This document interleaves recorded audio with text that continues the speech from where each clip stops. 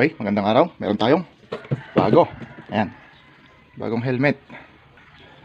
HJC, number 1 in the world. Alright. So, as of now, ito yung pinakamurang HJC helmet. Okay? HJC ARPA. Hindi, mali. Okay, tignan natin. Okay, unboxing tayo. Designed and engineered by HJC.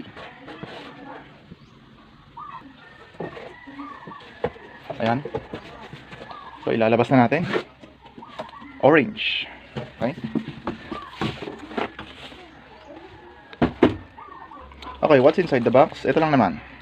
Yung chin guard. Chin guard bang tawag dyan? Ayan. Isang manual. Helmet. And ito, yung bag. Okay. Okay, ang sabi, number 1 in the world. Pero ito, yung bag niya, helmet bag, ayan. Parang trash bag lang siya doon sa hotel. Okay? Compared mo sa Spider, mas maganda pa yung bag ng Spider. Okay? At mas maganda yung bag ng KYT Vendetta.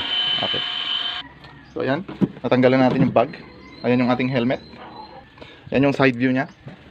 Front view. Ayan. Ganyan siya. On the other side. Back. Ayan. Sa top. Ayan yung top niya. Okay. Ayan. So, anong meron dito? Ito pala, itong helmet na ito is yung model ng HJC na CS15. Okay, ito na yung pinakamura as of now dito sa market natin dito sa Pilipinas. HJC CS15. Start muna tayo dito sa external. Ayan, dito sa side view niya. Ayan. Ang kanyang lock, ito. Ayan. Nandito sa side, yung lock ng visor. Ayan. Up. Pag nilock mo, hindi na siya pwedeng itaas. Okay? And kung makikita nyo dito sa loob, ayan, parang maganda talaga siya. Unlike yung iba na makikita mo may tornilyo na maliliit, ito medyo malaki sa dalawa. May mga springs, ayan. And dito naman sa front view, ayan. Ito, makikita nyo, ito yung logo. Anong meron dito? Ayan, rapid fire shield replacement system. Hindi ko alam kung ano yan. Okay, optically superior face shield. Okay, maganda yon. Superior face shield, advanced ventilation system. Ayan, tignan natin mamaya pag gagamitin natin kung maganda nga ba talaga yung airflow dun sa loob. Kasi nga, ang naririnig ko sa HJC, maganda yung kanyang airflow, yung wind ventilation sa loob. Okay, ano pa meron? Plush Nylex interior. So, yung nasa loob niya. Alright. So, naman nabasa ko sa mga reviews and mga sa research ko, okay? Ang HJC CS15 model, okay, meron lang siyang 4 stars sa Snell test. Okay, 4 stars, hindi siya 5 stars. Unlike sa C70, meron siyang 5 stars. Okay, pero itong pinakamababa, meron siyang 4 stars. Okay, ano pa, although hindi na ilagay dito, itong kanyang visor is ultraviolet protection, kaya lang hindi siya 100%. Alright, kung titignan natin yung helmet, wala siyang masyadong special features kasi nga, ito, pin lock ready siya. Okay, hindi nakalagay yung pin lock lang, so kailangan mo pa siyang bilhan. Okay, unlike ng mga ibang helmet na nagkakalaga ng 4 to 5,000, okay, meron na siyang built-in pin lock. Okay, ito built-in pin lock ready, pero wala pa yung pin lock niya, wala pa yung pin lock niya. Okay, yun lang naman ang nakikita ko dito. And dito sa exterior size, ito yung pasukan ng hangin. Okay, dito sa harap, ayan, up and down, maluwang siya. Dito sa taas, ito, up down, ayan. And kung makikita nyo, kitang-kita yung butas. Ayun, kitang-kita yung butas. Ayun, napapasok sa loob. Pag titignan mo dito sa loob, ayun, kitang-kita pa rin yung butas. Nakikita ko, hindi nyo nakikita pero nakikita ko. Okay? Ayan. And dito sa likod, ayan, dito lang yung exhaust nya. Wala siya dito. Dito lang yung meron siya.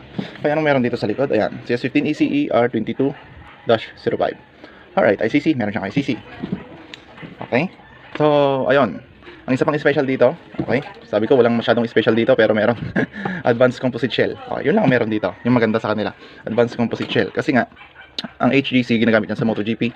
Bawat labas nila ng helmet, okay, tinitest nila sa Snell. Okay? Dito naman tayo sa loob, ayan. Kung makikita nyo dito, leather. Okay, maganda yan. Kasi pag umulan, hindi siya basta-basta mag-absorb ng tubig. And dito, ayan, soft talaga yung kanyang foam sa loob. Ayan. Pero unlike, napansin ko lang, unlike sa mga ibang helmet, hindi mo makikita yung composite shell. Pero ito, kitang-kita. Ayan, konti lang. Dito talaga siya, nag-focus siya dito sa bandang gilid. Ayan. Pero advanced composite shell, yung nakalagay dito. Maganda yan. HJC. Okay. Ito, hindi siya D-ring, quick release. Pero makikita nyo, aluminum. Hindi siya basta-basta kinakalawang. Quick release. Ayan, para sa mga madaling matanggal. Ayan. Hindi siya D-ring, quick release.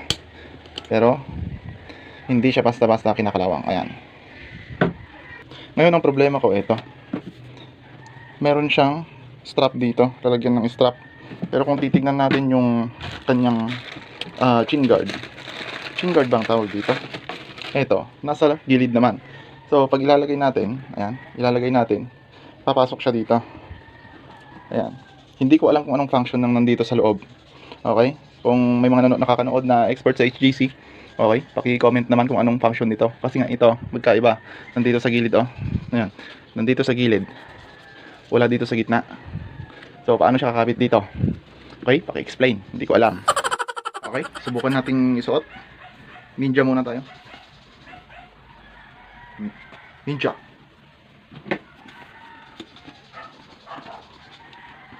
Large pala yung size ko.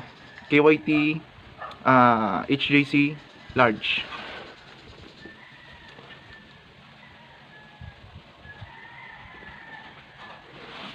So, comfortable siya sa loob. Siyempre, bago. Ano? And magaan. Mas magaan sa mga mid-range helmet natin. Okay, recap natin. HJC CS15. Pinakamura sa market na HJC helmet. Okay? Meron lamang siyang price na, eto, 4,500. 4,500. Okay? No special dito, advanced composite shell, 4 stars snell test, and wind tunnel tested. Siyempre, HJC ito. Okay? Okay, konting kaalaman lang dito sa HJC kung ano bang ibig sabihin ng HJC. Okay? Ang ibig sabihin niyan, Hong Jin Crown Corporation. Okay? Ang founder kasi niyan, isang Koreano. Okay? Si Wan Ki-hung, okay? Isang Koreano, Air Force, na develop ang HJC noong 1971. Okay? So, yun lamang.